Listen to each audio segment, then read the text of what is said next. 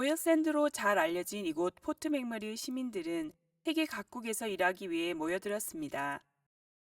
대중매체는 시시각각으로 이곳 시민들을 비평하지만 수많은 사람들은 수많은 다른 이야기들을 가지고 있답니다. 지금부터 저희가 준비한 몇몇 이야기들을 들려드리겠습니다.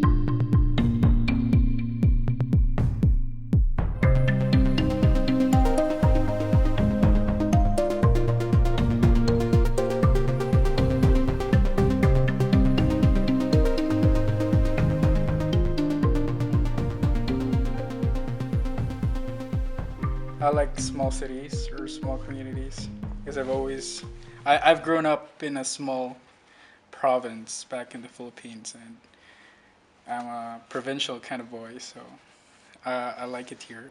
The first time I came to Fort McMurray, I always saw it as a bustling city. There's always traffic going to the sites and going downtown, and it was the onset of the what do you call this? The recession, and the companies were laying off like people and putting a lot of them into the camps, and a lot of the workers didn't like the idea, so they just they just went back to wherever they lived, like in Edmonton or all over Canada, and because it was really quiet, there was no traffic going into the city and into the sites, and my dad and I would usually go out for dinner and go shopping, and one time we went to Canadian Tire, and Canadian Tire is always full of people, and it was like a ghost town in there during that time. And I'm really glad that we're back to how we were.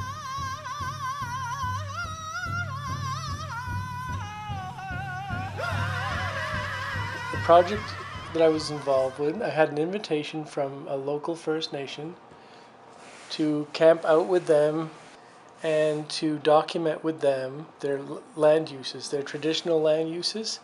So the objective was that the elders would tour through the forest, and whenever they came upon features of interest on the landscape, they would pause and tell us the story about that feature and why it was important to them.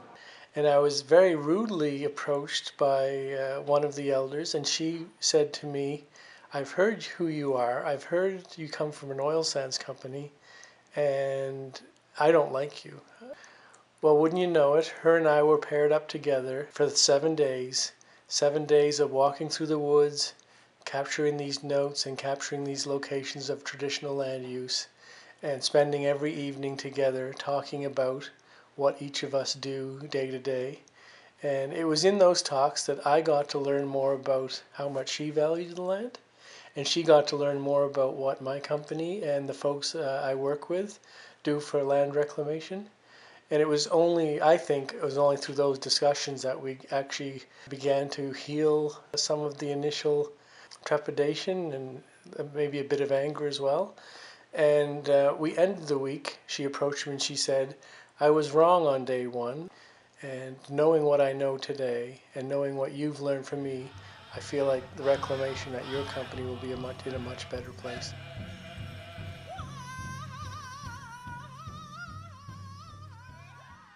I think it was the early 90s. There was a huge fire south of here, and in fact it closed the highway for days on end. In the end they started running short of some of the essential supplies, so they actually were flying in perishables like milk and stuff like that. They had plans for maybe evacuating out to the plants where they've got huge clear spaces you know, and so the forest fire wouldn't obviously burn, you know, within that. But yeah, it was quite the event, and I must admit, my family back in England, my brothers and sisters, my mum at the time, were also watching the news because it was over there too. But anyway, yeah, so that was probably unique to a place like this. It has changed enormously since I came. It's, you know, it's tripled in size, but I like the place. I like the speed of life here. I love the summers here. The trouble is the summers are so short. But anyway, that's okay.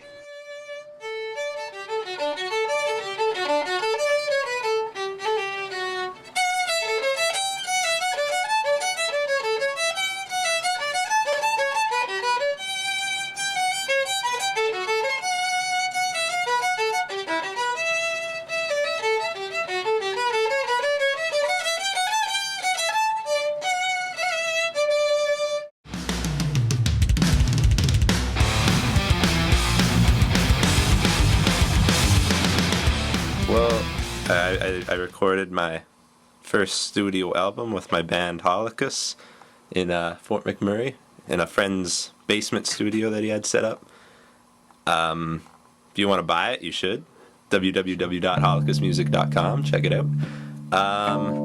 So yeah, basically, it's just really cool how someone in kind of an isolated northern town, northern Alberta, can communicate with the music industry all over the world. Like, we got our album mixed and mastered by Jens Bogren in Sweden, and our artwork done by Travis Smith in California. And it's really cool how someone so small can really get a big production from big names all over the world just by email and word of mouth.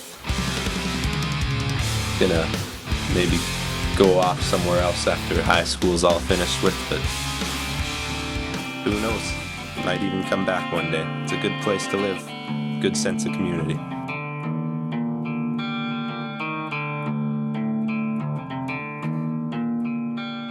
Well, yeah, with Big Brothers and Big Sisters, we do the rubber duck race, where they have 2,000 ducks and they dump them in the river. And collecting ducks out of the river is not as easy as it seems. And the first year doing it, the net had broke, so everybody was jumping into the river and throwing these ducks to shores. And I thought front page of the paper should be Big Brothers and Big Sisters saved thousands of ducks, opposed to the negative image that we always get of killing them, right? So that's a lot of fun. And then this year we had a double net set up and no ducks were going to escape, and sure enough they broke through both sets and started sailing off down the river. So they're probably in Fort Chippewa by now.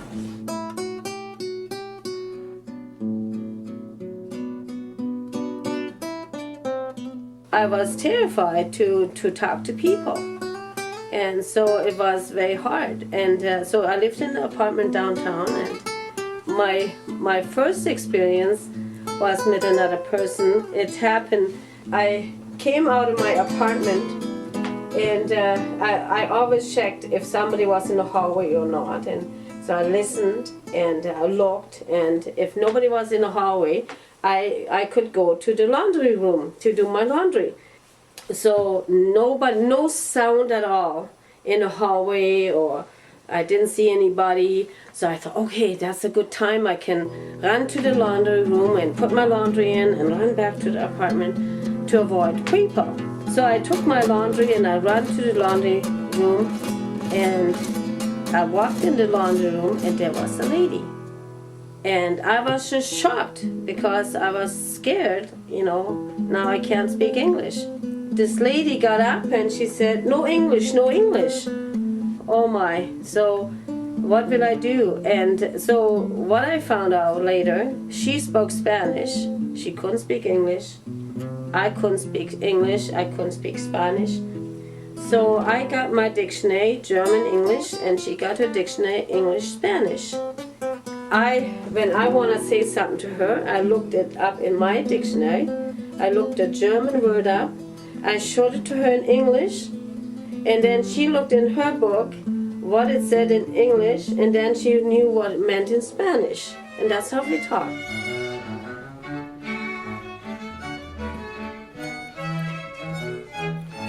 When I first arrived here in 1985, it was the May of 1985. I was here for about a week or a couple of weeks. And I decided that I'd like to order some chicken wings for supper.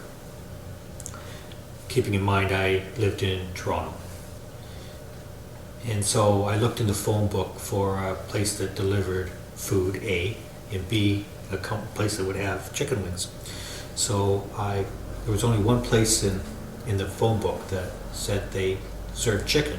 So I phoned the place up, and the conversation went very similar to this. I'd like to place an order for delivery, please. Sure, what would you like? I'd like to order maybe a dozen chicken wings. There was a long pause on the other end of the line, and the gentleman said, "Why do you want wings? That's the worst part of the chicken." So I explained to him about chicken wings. There's buffalo wings and barbecue wings and so on. He said to me, "You sure you want just the wings?" I said, "Yeah, that would be great. Can I have about 12? Another long pause in which he responded, "Well, that means I have to cut the wings off of 6 chickens." So I said to him, "So do you have chicken wings?" "No, not really." I said, "Okay, just give me a quarter chicken then with some fries, and that will be it." So that was Fort McMurray 25 years ago. There was very few restaurants. No chicken wings, obviously. So that was one of the things that really distinguished me between Fort McMurray and the place that I came from. Was there were no chicken wings. No, actually, I wasn't unhappy here in Fort McMurray, but by the time that I had left after 18 years, I felt that I needed a new adventure. I came to Fort McMurray for a new adventure, and after 18 years, I felt it was time for another new adventure.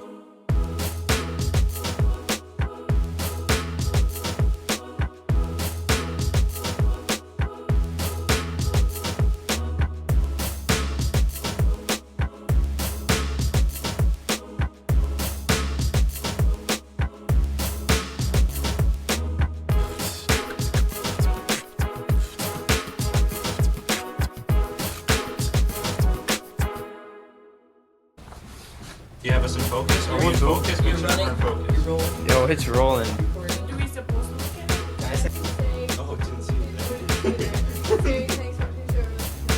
And then everyone else just says thanks for watching the show. Appreciate it.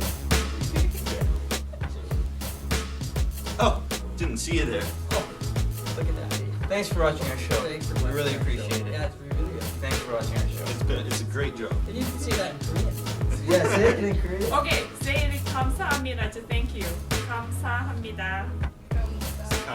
감사합니다. Okay, 감사합니다. Okay. 감사합니다. 합니다. 합니다. There you go. 감사합니다. 감사합니다. There